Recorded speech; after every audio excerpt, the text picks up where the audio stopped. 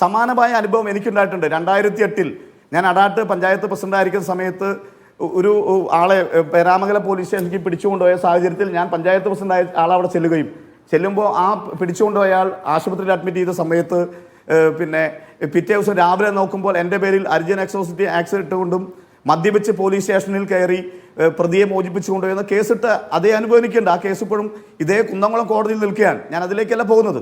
അപ്പോൾ ഇത്തരത്തിലുള്ള കള്ളക്കേസുകൾ എടുക്കുന്നതൊക്കെ സാധാരണ നമ്മുടെ രാഷ്ട്രീയ പ്രവർത്തകർക്കെതിരെ പോലീസ് എടുക്കാറുണ്ട്.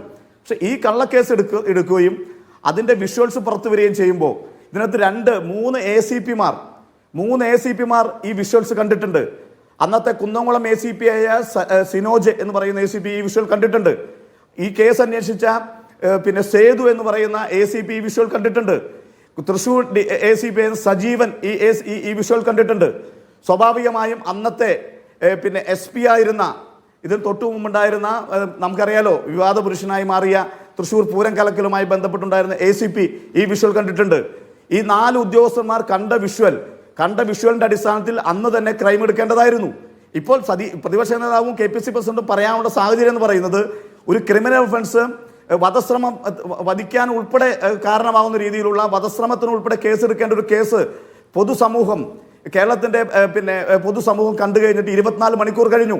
ആ 24 മണിക്കൂർ കഴിഞ്ഞെങ്കിൽ കുന്നംകുളം മജിസ്ട്രേറ്റ് കോടതിയിൽ നിലവിലുള്ള കേസിനകത്ത് ഈ വകുപ്പുകൾ കൂടി ചേർക്കാൻ ഈ നിയമം കൈയാളുന്ന നിയമ സംരക്ഷകരായ സാധാരണക്കാരന്റെ ജീവനും സ്വത്തിനും സംരക്ഷണം നൽകാൻ അവകാശമുള്ള പോലീസ് എന്തുകൊണ്ട് 24 മണിക്കൂറായിട്ട് പ്രോസിക്യൂഷൻ എന്തുകൊണ്ട് ഈ വകുപ്പുകൾ ചേർത്ത് കുന്നംകുളം കോടതിയിൽ കൊടുത്തില്ല?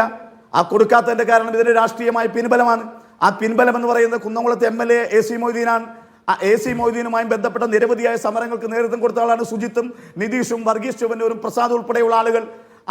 ആ ഒറ്റക്കാരനെ കൊണ്ട് ആ യജമാനന്റെ ബലത്തിലാണ് CPM എന്ന് പറയുന്ന തൃശ്ശൂർ ജില്ലയിലെ കൊള്ള സംഘത്തിന്റെ ബലത്തിലാണ് ഈ പോലീസ് ഇപ്പോഴും 24 മണിക്കൂർ കഴിഞ്ഞിട്ട് പോലും വധശ്രമത്തിന് ഉൾപ്പെടെയുള്ള കേസുകൾ എടുക്കേണ്ട ക്രിമിനൽ ഒഫൻസ് കുന്നംകുളം മജിസ്ട്രേറ്റ് കോടതിയിൽ അത് ചാർജ് ചെയ്യാൻ വേണ്ടിയുള്ള റെക്കമെൻഡേഷൻ കൊടുക്കാതിരിക്കുമ്പോൾ ഞങ്ങൾ എന്ത് ചെയ്യണം? ഞങ്ങൾ അസാധാരണമായ സമരമല്ല ചെയ്യുന്നത്. ഞങ്ങളുടെ ചോര കൊടുത്തും ഞങ്ങളുടെ ജീവൻ കൊടുത്തും ശുചിത്വത്തിന് നീതി കിട്ടാൻ വേണ്ടിയുള്ള പോരാട്ടത്തിൽ അത് കുന്നംകുളത്തെ സാധാരണ യൂത്ത് കോൺഗ്രസ് പ്രവർത്തകൻ മുതൽ KPC പ്രസിഡന്റും പ്രതിപക്ഷ നേതാവും വേണ്ടി വന്നാൽ കോൺഗ്രസിന്റെ അഖിലേന്ത്യാ നേതൃത്വം കൂടി ഇടപെടുന്ന സാഹചര്യത്തിലേക്ക് പോകും. ഇതിനെ ഞങ്ങൾ സാധാരണമായ ഒരു വിഷയമായി കാണാനേ ആഗ്രഹിക്കുന്നില്ല. ശരി, സാധാരണ പ്രശ്നമായി കാണാൻ ആഗ്രഹിക്കുന്നു.